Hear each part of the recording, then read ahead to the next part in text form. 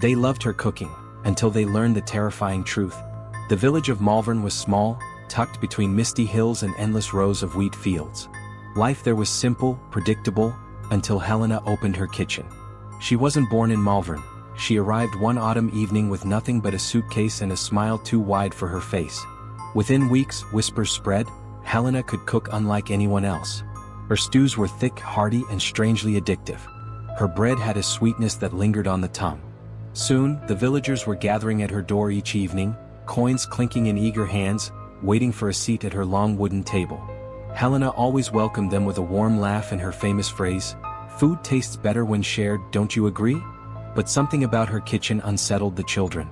They said the windows steamed even when the stove wasn't lit, and that the smells drifting out weren't just of herbs and meat, but of something richer, darker. The adults laughed it off, until they tasted the food themselves. Then laughter faded, replaced by hunger. It wasn't normal hunger. The more they ate, the more they wanted. The butcher's wife confessed she couldn't keep down her own meals anymore. Only Helena satisfied her. The mayor admitted he dreamed of her soups at night, waking with the taste still coating his tongue. People grew restless, twitchy, waiting for dinner time to come. Aunt Helena watched them with quiet satisfaction, ladling steaming broth into their bowls, her pale eyes reflecting the firelight like polished silver. One evening, as the church bells tolled midnight, a young boy named Thomas wandered too close to her back door. He pressed his ear against the damp wood, hoping to catch a glimpse of the secret recipes. What he heard made his skin crawl. Low, muffled groans. The sound of knives hitting not just cutting boards but something softer. Something that squirmed. Thomas swore he heard a voice, weak, broken, whisper, "Help me." He bolted before the door creaked open. Helena's shadow stretched long across the cobblestones, her head cocked as if she already knew who had been listening. The next morning Helena served a new stew. Richer, darker, with a sweetness none of the villagers could describe. They devoured it greedily. Even Thomas, pale and trembling, couldn't resist the aroma curling through the square. No one asked where the meat came from. No one wanted to know. But deep down they felt it, the gnawing dread that Helena's kitchen was feeding more than hunger. The villagers of Malvern became dependent on Helena's meals. Some skipped work to stand at her door from morning until dusk, desperate for another taste. Others neglected their farms and shops, leaving the town eerily quiet during the day, only to come alive when the sun sank and Helena's kitchen lantern flickered to life. But Thomas couldn't shake what he'd heard that night. He hadn't told anyone. Fear held his tongue. Every time he tried, the memory of that broken voice clawed at him. What if Helena knew he was the one who listened? What if he was next? Then came the first disappearance. An old shepherd named Elias was last seen walking past Helena's home on a foggy evening. The next morning, his flock wandered into the village without him. No one thought much of it until Helena introduced a new dish that very night, a spiced lamb stew unlike anything they'd tasted before. "Where did you get the lamb?" asked the blacksmith, his lips slick with broth. Helena smiled faintly. "I told you, food finds its way to me." No one pressed her further. They ate until their bowls were dry. But Elias never returned. Soon more villagers went missing. A farmhand. A widowed seamstress. A drunk who slept by the riverbank. Each time, Helena unveiled a new recipe that made the villagers moan with delight. The truth simmered beneath their tongues, but no one dared speak it aloud. Until Thomas's mother vanished. She had left to deliver bread to the church but never arrived.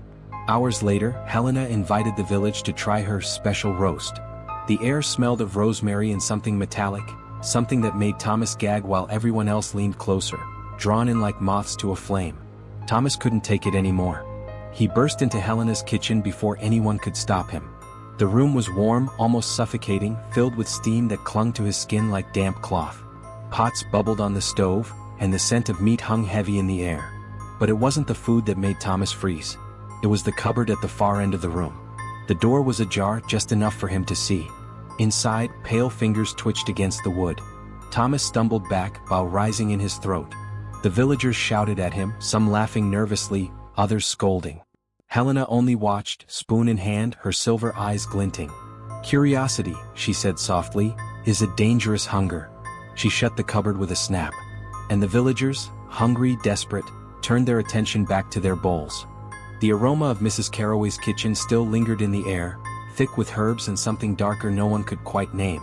People had begun whispering in town, about how her stews seemed too rich, her roasts too tender, her broths too unforgettable. No one could ever replicate them. Some swore the flavors changed depending on who sat at her table. But the whispers didn't stop the guests from coming. Curiosity and hunger always won over unease. One cold evening, a man from out of town arrived, a stranger with sharp eyes and a quiet, deliberate gait. He knocked on Mrs. Carroway's door just as the last rays of daylight bled into shadow. She welcomed him with the same warmth she gave to all her guests, but her smile faltered for just a second when she met his gaze. The man introduced himself as Elias, a food critic traveling through villages in search of unique cuisines. He'd heard the stories of her cooking, how addictive it was, how no recipe written by her hand ever tasted the same when anyone else tried it. He insisted on dining with her, notebook ready. Mrs. Carroway's ladle hovered over her simmering pot. She chuckled, hiding the tremor in her voice. "You'll find no mysteries here, sir.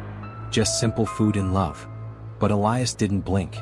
Love doesn't make broth this thick. The room went still. She served him anyway, a steaming bowl of stew. He sniffed at first, eyes narrowing, then took a slow, deliberate sip.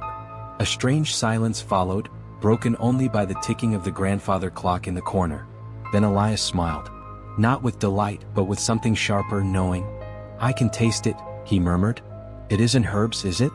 Not thyme, not sage." He leaned in closer, voice low, almost cruel. "It's marrow."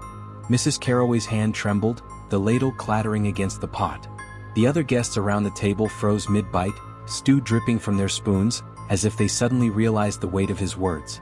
Elias set his bowl down and locked eyes with her. "Where do you get it?" Mrs. Carroway didn't answer. She only stared at him, her lips pressing into a thin line, her eyes dark as the pot beside her.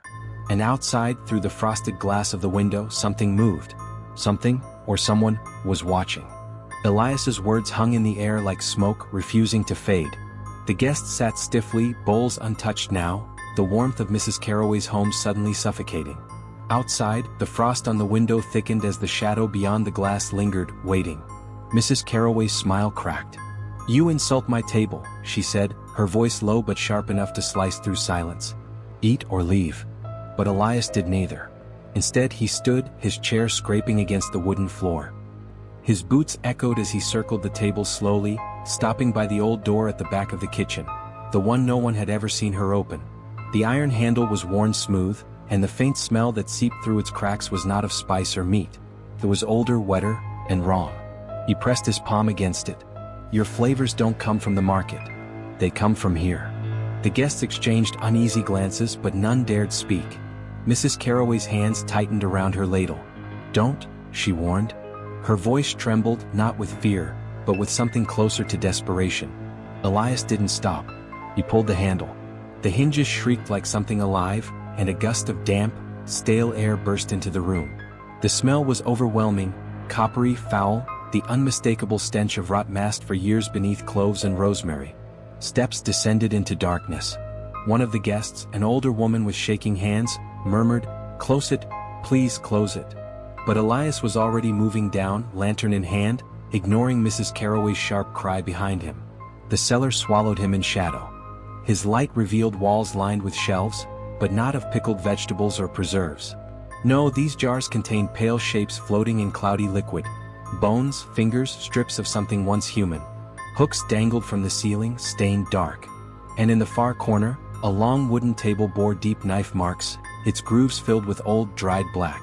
Elias's stomach lurched, but he forced himself to look closer. At the base of the table lay a heap covered with burlap. He tugged it away. Clothes, torn, blood-stained. Not scraps of fabric from butcher's sacks, but garments once worn by villagers, children's shoes, a man's work coat, a woman's shawl. He staggered back, bow rising in his throat. And then, from deeper in the cellar, came a sound. Not quite a cry, not quite a groan, something muffled, trapped, alive. Elias lifted his lantern. The light flickered across the farthest wall, where iron cages crouched in the shadows. And in those cages, something moved. Something still breathing. The lantern flame trembled as Elias stepped closer to the cages. His breath caught when he saw what crouched inside. It wasn't animals. Pale faces, gaunt and hollow-eyed, peered back through rusted bars. Their skin stretched thin, their mouths cracked, yet their eyes glowed with desperate life. A child no older than 8 whispered, "Help! though the sound was barely a breath. Elias's stomach turned to ice. These were the missing. The ones who'd vanished from the village over the years. Not gone, not lost to wolves or storms, kept alive just long enough. Behind him, the cellar door slammed shut. Mrs. Carroway descended the steps slowly, her shadow spilling across the walls, stretching larger with each step. Her smile was gone now, replaced with a hollow, pitiless calm. "You weren't supposed to see this," she said. Her voice no longer carried the warmth of hospitality, it was as cold as the stone beneath their feet. Elias raised the lantern higher. "They're alive. You've been feeding you," she finished for him. "Feeding all of you." She spread her hands as if presenting a feast. "Isn't that what you wanted? You praised my meals, begged for more. You called me gifted. I only gave you what you secretly craved." The guests upstairs began shouting, pounding at the locked kitchen door, but their voices were faint beneath the weight of Mrs. Carroway's words. Elias's throat tightened. "You made us eat." She tilted her head almost kindly. Yes. And you loved every bite." The prisoners whimpered from their cages. One reached out a trembling hand through the bars, fingers little more than bone. Elias's stomach twisted violently as realization sank deeper.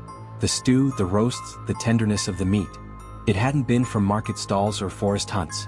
It had been them. Mrs. Carroway stepped closer, her eyes dark and endless. "Now you've tasted truth. And the truth never leaves you.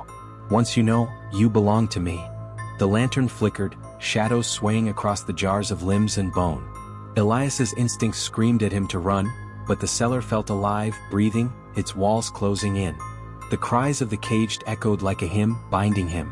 From the darkness behind the cages came movement. Something larger stirred, something Elias hadn't seen yet. A bulk too wide for the cages, chained against the far wall. Its growl was not human. Elias's lantern sputtered out, plunging everything into black. The last sound was Mrs. Carroway's voice, soft and satisfied, whispering through the dark. "Dinner is served."